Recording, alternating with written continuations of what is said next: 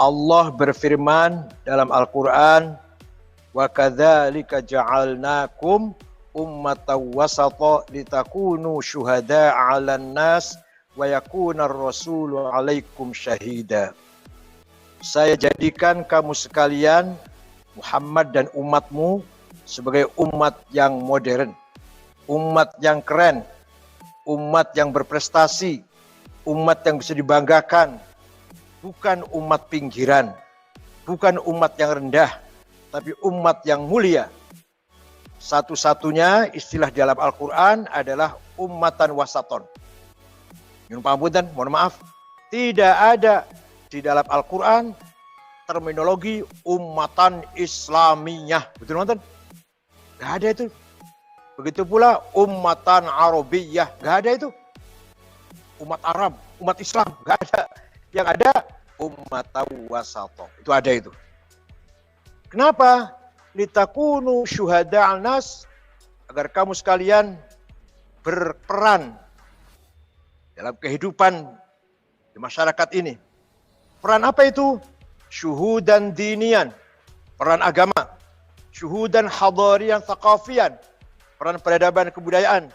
Syuhudan istimaiyan insanian, peran sosial dan kemanusiaan. Terakhir, syuhudan siasian, peran politik. Nah, di sini yang kita lihat kata kerja ja'ala, ja'alnakum, ja'ala. Itu artinya walaupun fa'ilnya itu Allah, tapi harus diperjuangkan. Beda dengan kholaqo. Kalau kholaqo, monopoli Allah, create Allah. Khalaqas samawati wal ardh, menciptakan langit dan bumi, itu Allah itu. Monopoli Allah. Tapi kalau dia walladzi ja'alakumul ardu dzalulan famshu fi manakibiha wa kulu min rizqih, bagaimana mengelola bumi, bagaimana menggarap bumi agar produktif, agar mempunyai hasil yang kita manfaatkan, menggunakan kata ja'ala. Artinya kita harus kerja keras. Demikian pula agar kita betul-betul berperan menjadi ummatan wasaton, menggunakan kata ja'ala, itu artinya harus kita perjuangkan. Pertama, syuhudan dinian, peran agama. Di Indonesia ini alhamdulillah peran agama dipegang oleh para ulama, para kiai Nahdlatul Ulama, kiai-kiai pesantren, masyayikh, asatidz, nahdiyin yang megang peran agama, yang masih menjadi rujukan agama, yang masih menjadi marji' din, ulumiddin. Bayangkan kalau sudah misalkan rujukan agama itu bukan para ulama, orang yang hanya keluar pesantren kilat setengah bulan, apa jadinya fatwanya nanti? Orang hanya mengandalkan terjemahan, apa jadinya itu akibatnya itu? Alhamdulillah sampai sekarang kita masih menjadi marji', menjadi rujukan, menjadi literasi dari para masyarakat ketika mengatasi atau menjawab masalah-masalah agama. Ini sangat penting, harus kita pelihara, harus kita jaga, jangan sampai lepas. Inilah kekayaan kita. Kita punya kekayaan kapital sosial, social capital, tarawat ijtimaiyah. Kekayaan sosial masyarakat Islam masih bergantungan, masih bersandar pada ulama, pada kiai, terutama kiai pesantren dalam hal masalah agama. Sangat-sangat danger, very very danger, sangat-sangat khawatir kalau ini lepas dari tangan kita. Ulama itu harus paham betul-betul tafaqquh fid din wa ta'ammuq fih, memahami ayat-ayat Al-Quran. Berapa macam ayat Quran? Ada mutlaqah, ada muqayyadah, ada muhkamah, ada mutasyabihah, ada ammah, ada khassah, ada nasikhah, ada mansukhah. Di antara harus paham itu. Belum dari sisi yang lain, ini dari sisi dilalatul ma'ani mawon. Nanti harus paham hadis, ada mutawatir, ada masyhur, ada aziz, ada ahad. Dilihat dari konten, dilihat dari sanad riwayat, ada sahih, ada hasan, ada dhaifnya macam-macam. Kalau tidak paham ini, jangan merasa dirinya ulama. Jangan sampai orang yang mengaku ulama sama sekali tidak paham hal ini.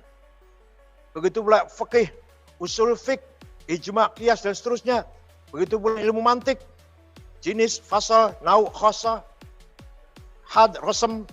Demikian pula ilmu balaghah, ma'ani, bayan, badi', ilmu nahwu, ilmu sharaf, ilmu kalam, ilmu apalagi syukur-syukur tarikhul Islam, sejarah Islam. Kalau ini sudah dikuasai, layaklah orang itu mendapat predikat ulama.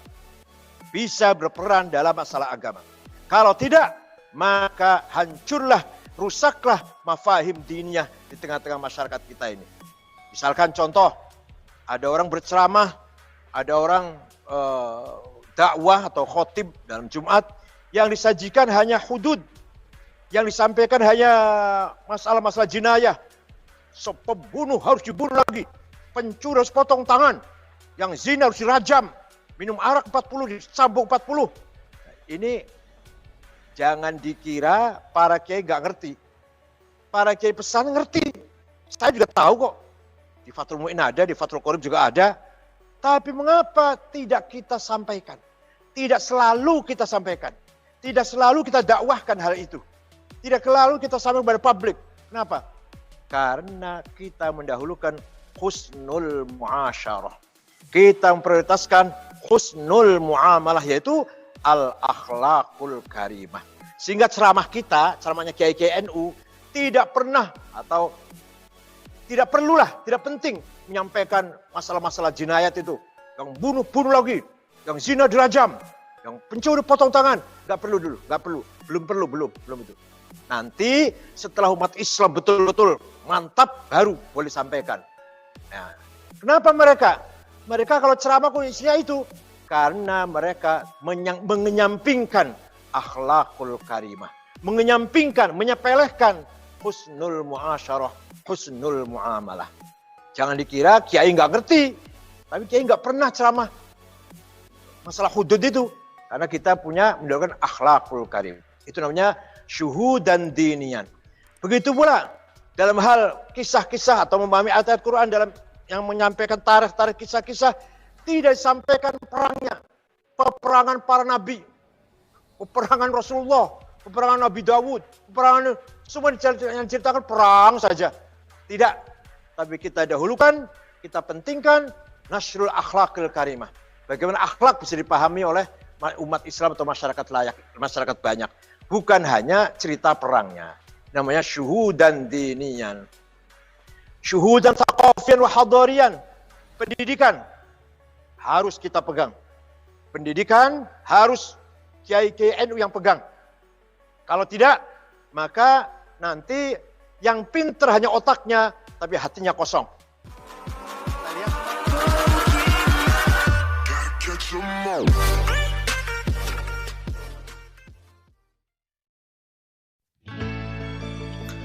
Assalamualaikum warahmatullahi wabarakatuh. Kiai Haji Said Aqil Siraj menjelaskan bahwa kita dijadikan umat yang mulia dan modern atau umatan wasato. Agar menjadi umatan wasato, menurut Kiai Haji Said Aqil Siraj, kita harus bekerja keras.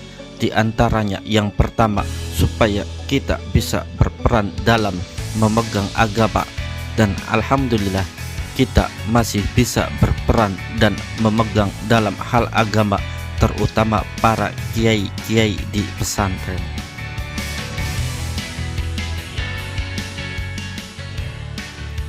Menurut Kiai Haji Said Aqil Siraj, jangan gampang-gampang mengaku ulama kalau belum memahami ayat-ayat Al-Quran.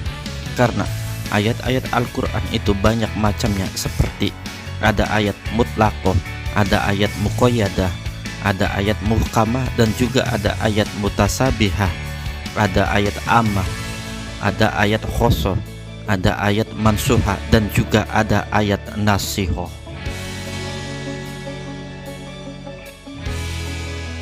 Masih menurut Kiai Said, setelah paham itu semua masih belum cukup kalau belum memahami hadis, karena hadis juga banyak macamnya, seperti hadis mutawatir, hadis mahsyur, hadis ajiz, ada hadis ahad, dan bila dilihat dari segi sanad, ada hadis sahih, hadis hasan, dan hadis dhaif.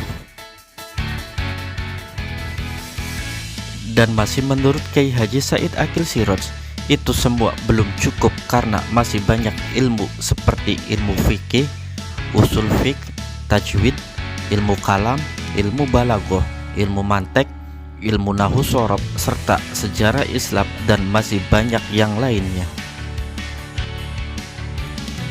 Mohon maaf atas segala kekurangan. Sekian dan terima kasih.